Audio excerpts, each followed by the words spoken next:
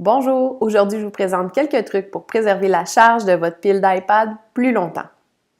Alors, dans un premier temps, on peut aller dans les réglages du iPad pour vérifier qu'est-ce qui utilise le plus notre pile ou notre batterie.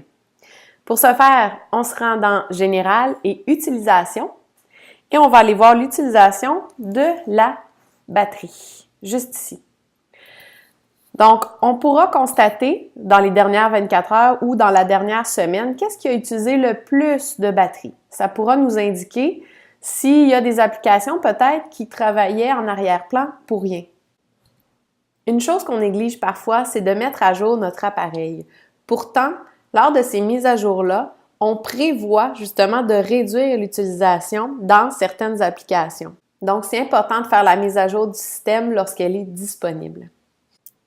Une première chose qu'on peut ajuster dans son iPad, c'est la luminosité. Alors, on peut y avoir accès simplement dans le bas de notre écran, comme ceci, et on peut ajuster manuellement la luminosité de l'écran en faisant glisser le bouton. On peut également se rendre dans les réglages.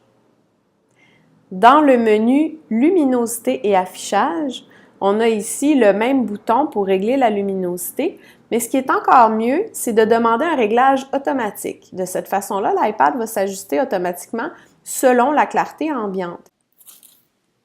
Un autre truc pour éviter de diminuer la charge de notre batterie dans l'iPad, c'est de désactiver les téléchargements automatiques. Pour ce faire, vous pouvez vous rendre dans les réglages dans iTunes Store et App Store et désactiver juste ici les téléchargements automatiques.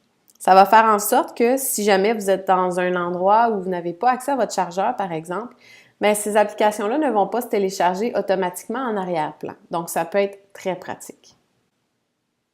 Ensuite, savez-vous que votre iPad peut vous localiser, peu importe où vous êtes, lorsqu'il est bien sûr branché en Wi-Fi? Eh bien, ceci va consommer également de l'énergie de votre batterie. Donc, vous pouvez désactiver cette option-là lorsque ce n'est pas nécessaire de l'utiliser. En allant dans le menu Confidentialité, vous avez Service de localisation et vous pouvez le désactiver momentanément, par exemple. Et voilà. Sinon, vous pouvez choisir quelle application peut utiliser le service de localisation pour réduire au minimum l'utilisation de l'énergie. Même lorsque votre écran est éteint, quelquefois des notifications apparaissent. À chaque fois que votre écran s'allume pour vous notifier, pour vous donner un message d'alerte, la pile est bien sûr utilisée. Donc, si vous voulez diminuer justement cette utilisation-là, vous pouvez désactiver les notifications qui ne sont pas nécessaires, justement, soit en allant directement dans « Ne pas déranger » et manuellement désactiver ces notifications-là. Vous pouvez aussi régler un horaire pendant lequel vous ne serez pas dérangé. Ou vous pouvez sélectionner quelles applications peuvent vous envoyer des notifications et lesquelles ne peuvent pas. En allant dans le menu Notifications, vous pouvez sélectionner quel type de notification les applications peuvent vous envoyer et si elles le peuvent ou non.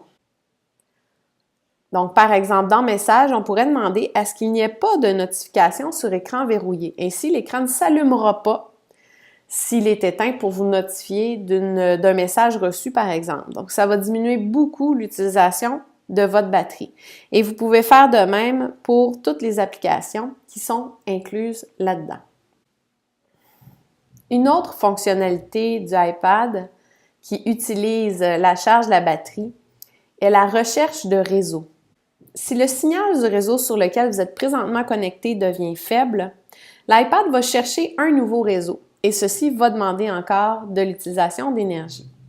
Donc, ce que vous pouvez faire si vous n'avez pas besoin de réseau, c'est tout simplement désactiver le Wi-Fi en allant dans le menu Réglages Wi-Fi et en désactivant cette option-là. Finalement, n'oubliez pas que l'entreposage ou l'utilisation de la tablette dans un endroit très chaud ou très froid peut également provoquer une décharge de votre appareil. Donc, assurez-vous de le maintenir dans un endroit entre 16 et 22 degrés. En espérant que ces trucs vous auront été utiles.